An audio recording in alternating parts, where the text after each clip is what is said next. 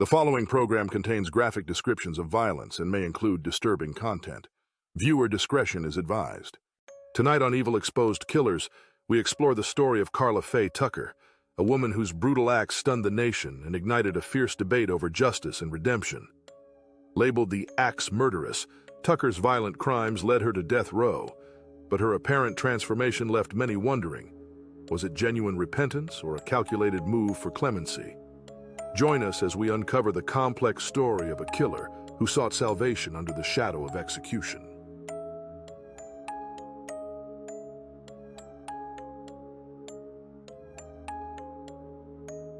Karla Faye Tucker was born on November 18, 1959 in Houston, Texas.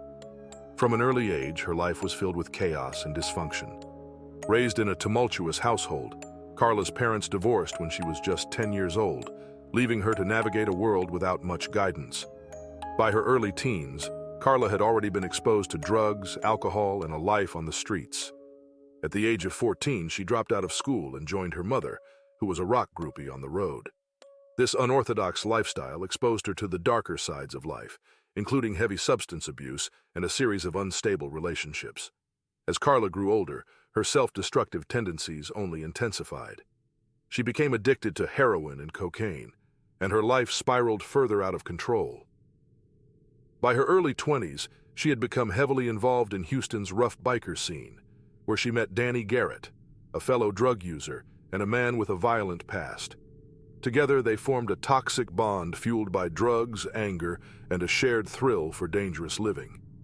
This volatile combination would soon prove deadly. On the night of June 13, 1983, high on a cocktail of drugs and driven by a desperate need for more money to feed their habits, Karla Faye Tucker and Danny Garrett decided to break into the apartment of Lynn Dean, a man Karla knew from the biker scene. Dean had been a source of irritation for Karla. She felt that he had wronged her in the past, and that night, she was ready to settle the score. Karla and Danny entered Dean's apartment, intending to steal his motorcycle parts and anything else of value they could find. But the night quickly took a darker turn. When they discovered Dean asleep in his bed, Karla picked up a 3-foot-long pickaxe she found in his room. Fueled by drugs and rage, she raised the weapon and swung it down onto Jerry's body with ferocious force. Danny Garrett joined in the attack, and together, they brutally bludgeoned Dean to death. The noise of the attack awoke a woman named Deborah Thornton, who had been sleeping in the same apartment. In a panic, Deborah tried to defend herself, but Karla and Danny turned their wrath on her as well.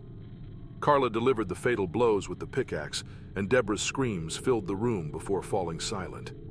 The scene was horrific. Blood spattered across the walls and floors, bodies mangled beyond recognition. In the aftermath, Karla later claimed that she experienced a disturbing sense of euphoria, stating that she achieved a sexual climax with each swing of the pickaxe, a detail that would later haunt the courtroom and captivate the media. Laughing, she and Danny left the apartment, convinced that they had gotten away with their crime. But the brutality of the murders shocked the community. Within days, the police investigation pointed to Karla and Danny as the primary suspects. Witnesses reported seeing the two on the night of the murders, and they were quickly apprehended. The police found the murder weapon and physical evidence that tied them to the crime scene. During the trial, the details of Karla's actions and the graphic descriptions of the murders horrified the jury and the public. Karla, who had initially shown no remorse, shocked everyone by smiling and even laughing during parts of her confession, which only deepened the perception of her as a cold-blooded killer. The prosecution portrayed her as a remorseless murderess who took pleasure in killing, and the media dubbed her the Axe Murderess. The jury found her guilty of capital murder in 1984, and she was sentenced to death. Yet Karla's story did not end there. As she awaited her execution on death row, a dramatic transformation began to take place within her. Karla Faye Tucker, once a hardened criminal with a violent past, found herself grappling with deep regret and a newfound desire for redemption. As Karla Faye Tucker sat on death row in Texas, a profound change began to take shape. Surrounded by the cold, gray walls of her prison cell, she found herself facing the grim reality of her impending execution. The initial bravado that had marked her arrest and trial began to fade, replaced by a growing sense of introspection and regret. Her time on death row stretched into months and then years, and Karla began to reflect deeply on the choices that had brought her to this point. In 1985, Karla experienced what she described as a profound religious conversion. During a prison church service, she claimed to have felt the presence of God and made a commitment to change her life. She openly embraced Christianity, expressing deep remorse for her crimes and asking for forgiveness from God and from the families of her victims. Over the years, Karla became an active participant in prison ministries, mentoring other inmates and speaking openly about her faith and transformation. Her behavior in prison stood in stark contrast to the person she had once been. Karla was described by prison guards and fellow inmates as a model prisoner, polite, compassionate, and deeply religious. She spent her days praying, reading the Bible, and corresponding with spiritual leaders and supporters from around the world. Her story of redemption attracted widespread attention, and soon the media began to portray her as a changed woman who had found God and was working to make amends for her past. Karla's conversion sparked a national debate over the death penalty and the possibility of redemption. Advocates argued that she had genuinely reformed and that executing her would be a miscarriage of justice. Her story gained the support of high-profile figures, including religious leaders like Reverend Pat Robertson and Pope John Paul II, who publicly called for her sentence to be commuted to life in prison. Even some of the guards at the prison spoke out in her favor, noting her exemplary behavior and transformation. However, not everyone was convinced of Karla's sincerity. Critics argued that her conversion was nothing more than a calculated attempt to avoid execution. They pointed out that many death row inmates claim religious conversion in a desperate bid for clemency, and they questioned whether Karla's newfound faith was genuine or merely a ploy for sympathy. The families of her victims, Jerry Dean and Deborah Thornton, expressed anger and frustration at the attention Karla was receiving, believing that she should be held accountable for the brutality of her crimes. The debate over Karla Faye Tucker's fate reached its peak in 1998 as her execution date approached. Her legal team filed numerous appeals, citing her religious conversion and arguing that she was no longer the same person who had committed the murders. They argued that her life should be spared to allow her to continue her spiritual journey and help others from within prison walls. Her case was taken all the way to the Texas Board of Pardons and Paroles, where her supporters pleaded for clemency. But Texas Governor George W. Bush and the board remained unmoved by the appeals, focusing instead on the severity of her crimes and the suffering of the victims' families.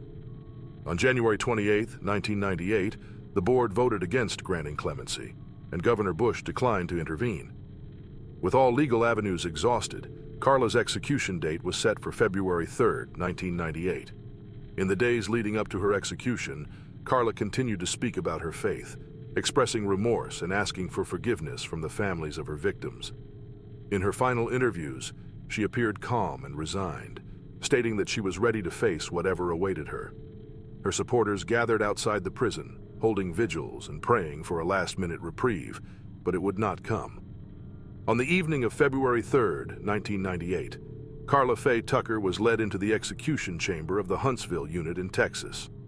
As she was strapped to the gurney, she smiled at her supporters, thanked them for their prayers, and expressed love and peace. Her final words were a message of forgiveness and hope. "I am going to be face to face with Jesus now. I love all of you very much. I will see you all when you get there. I will wait for you."